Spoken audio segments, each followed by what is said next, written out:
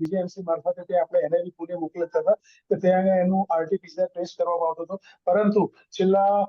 5 દિવસથી આપણે જીબીઆરસી જે આપણું ગાંધીનગર ખાતે છે એ લેબને જે સ્ટ્રેન્થન કરીને ત્યાં જ હવે આપણે ટેસ્ટિંગ કરાવીએ છીએ. એટલે જે પણ પ્રાઇવેટ હોસ્પિટલની અંદર કે ગવર્મેન્ટ હોસ્પિટલની અંદર કોઈ પણ પેશન્ટ જે એડમિટ થાય છે અને આવા લક્ષણો એઈએસ ના જણાય છે અને એવું લાગે છે કે ભાઈ ન્યુરોલોજીકલ પણ સિમ્ટમ્સ એની સાથે છે, તો સસ્પેક્ટ કરીને એ આપણી મારફતે ત્યાં આગળ જીબીઆરસી ની અંદર ડાયરેક્ટ સેમ્પલ આપણે મોકલી આપે છે. એના માટેનું જે 3 પેજનું એક ફોર્મ છે એ પણ આપણે ડોક્ટર જોડે દરેક ડોક્ટર્સને આપણે મોકલી આપેલું છે, એટલે ખ્યાલ આવે કે શું છે શું કેવું છે. અને એ આધારે આપણે જીબીઆરસી માં પહોંચ્યા પછી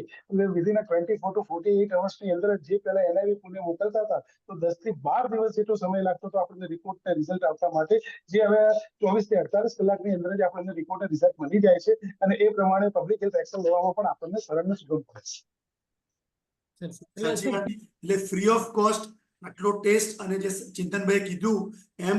1 થી 2 દિવસમાં ટર્ન અરાઉન્ડ ટાઈમ એટલે રિપોર્ટ આવી જવો તો બહુ મોટી વાત છે. પહેલા જેમ પુના મોકલતા હતા તો ઘણી વાર લાગતી હતી. કોલ્ડ ચેઇનના અંદર સીરમ સેમ્પલ્સ અને સીએસએફ નું સેમ્પલ એન્ટીજન ડિટેક્શન માટે મોકલવામાં આવે છે અને